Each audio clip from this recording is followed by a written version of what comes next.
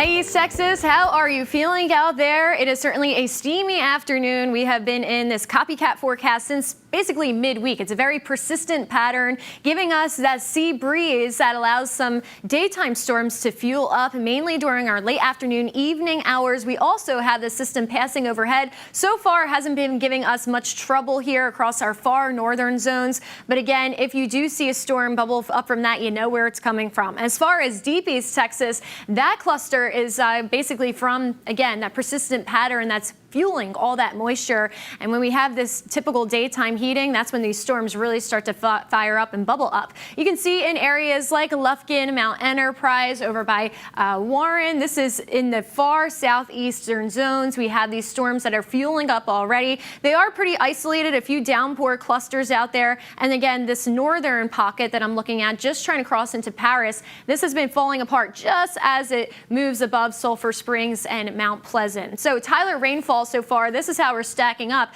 A couple days there where we did have measurable totals, that T would be traceable amounts. Month to date, we're just about 2.5 inches, kind of missing that mark by a few digits, but about an inch over our typical Tyler rainfall totals for July. CBS 19 studio camera looking fantastic, but over in Nacogdoches, the clouds were getting a little bit grayer. You saw that at the beginning of the show. Good sign that rain could be on the way when those clouds fill up with all that water and dust and air particles.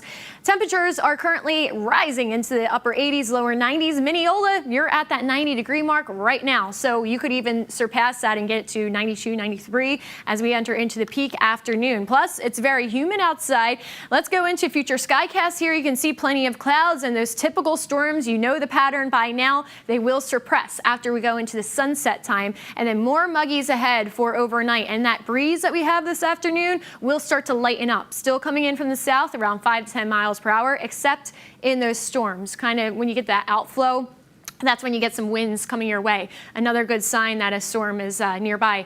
Today's daytime high in the lower 90s. We're already seeing 90s in areas like Mineola. As we go into the weekend, temperatures very similar, as well as sky conditions. If you're going to that event tomorrow with the kiddos from 8 a.m. to noon, that festival, it should be okay. You should be rain-free for those hours. Monday, Tuesday, they look like our naughty days of the forecast. That's when we're getting plenty of rain throughout the region for Monday and Tuesday. We're also cooling it down. This was brought to you by Baylor Scott & White.